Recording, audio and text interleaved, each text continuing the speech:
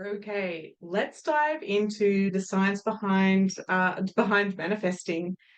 I've already expressed that I'm an NLP trainer, and in NLP world, NLP is basically about recognizing how we communicate to ourselves to get the result on the outside world.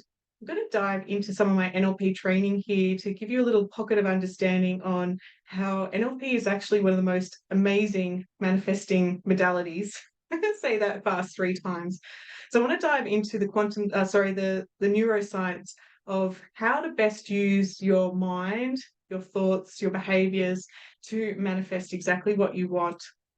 So sharing the screen here, science of manifesting, I want you to just take a moment and think of the color green. Have a look around the room that you're in. And if you've been trained by me with NLP, you already know this one. You're two steps ahead. But for those who don't, I want you to have a look around the room and count how many green things there are around you. My green wall, my green plants, plenty of green around me. And now, without looking, how many blue things are in your room? Do you even take notice?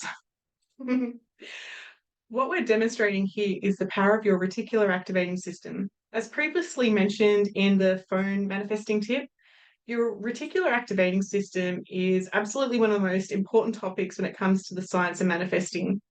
The RAS is, as I've said there, your reticular activation system is a filter that your mind uses to take in the external world. So it works in a really sophisticated way because we are exposed to millions and millions and millions of pieces of information in every single second, in every single moment. And what this particular filter does to protect our minds from burnout is it just filters and lets in the things that are important. This is why when somebody has a car accident, two people's different accounts will be different because their filters of their mind are taking in a different perception. What's important to one person may not be important to the other. So, so yeah, again, this is important to recognize what are you focused on. Your RAS will only allow in information that is important to you, which means that it is going to exclude all of the other information. So it will filter out what is unnecessary information for you personally. But if you're going through this manifesting journey and pivoting and saying, wait a minute, pause, reticular activation system, filter of my mind, I need you to focus on the abundance. You're going to have to train this to be able to recognize the abundance, what is abundance by your definition, and to start having that boundary not to take in the negative drama, the trauma bonding scenario. So everybody will be familiar with the RAS and the way that it works. Typical kind of example as everybody's experience, you set the goal to buy a car and then suddenly you look around and everybody around you has bought the exact same car. Like, oh, there it is, there it is, there it is, there it is. And that's exactly how your RAS is working. It's like, yep, there it is, there it is, there it is. And then it's like, oh, there it is in the car dealership. So this is part of your mind that you can take control of. Now, this here, because I'm a bit of I love words and semantics, but the reticular activation system, the process that it's going through is actually called the frequency illusion or the frequency bypass. Or if you want the really fancy name, because I can, is known as I can't even pronounce that, guys. Idea mean Hoff phenomenon. I don't know. I don't know if you need to know that, but it's just important to notice that there's this bias that your RAS has. Oh, that's my baby Morris when he was little. Isn't he cute? So your reticular activation system is just like a beautiful little dog, big dog, cat.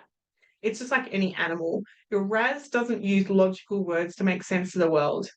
That part of our mind was developed way beyond this part. Sorry, I got a lost train of thought there. So your reticular activation system will use pictures. That's why the vision wall is so important. It will use symbols and it will use sounds.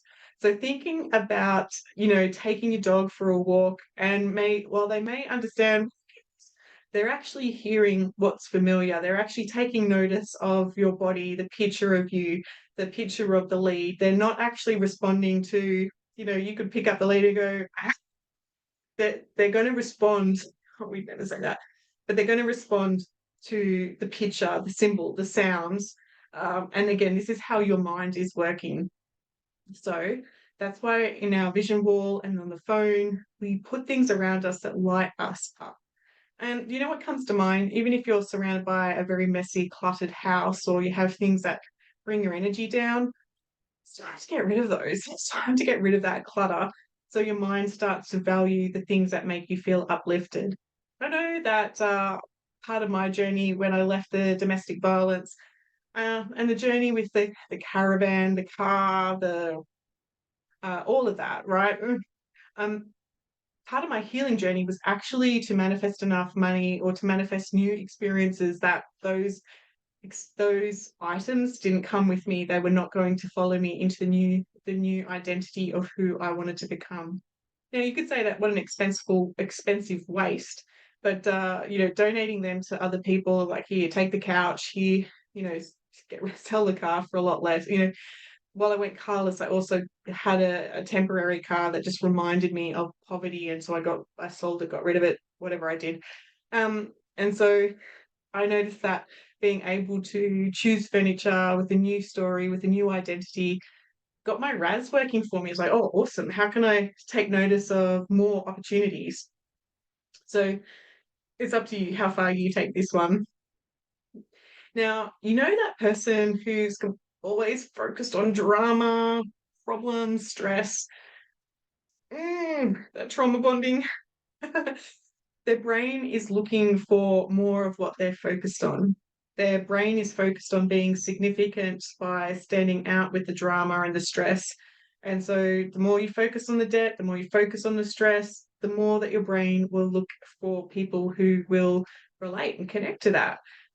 Yeah, misery doesn't like to be alone. It'll go find more misery. And yet, successful people create habits to focus on the rewards and the opportunities. Their brain looks for more of these opportunities, and the more that you focus on that commitment or focus more on that bank account that you want it to grow, the more that you focus on those opportunities, of course, the more that you're setting yourself up for that abundant future. So think about this particular picture. Is there two faces for you, or is there a tree? Because when you see a different perspective, you have a different choice on how you respond, and you can respond differently and manifest accordingly. So, while I'm introducing you to this content on manifesting, your environment may stay the same, and that's completely fine. And yet, the stimulus and your perception will be different. It has to be. And so, therefore, your beliefs are going to be different and your behavior is going to show up different. When you start to recognize that thoughts become things and what you're thinking and how you can make changes to that, it will change how you respond to your external environment.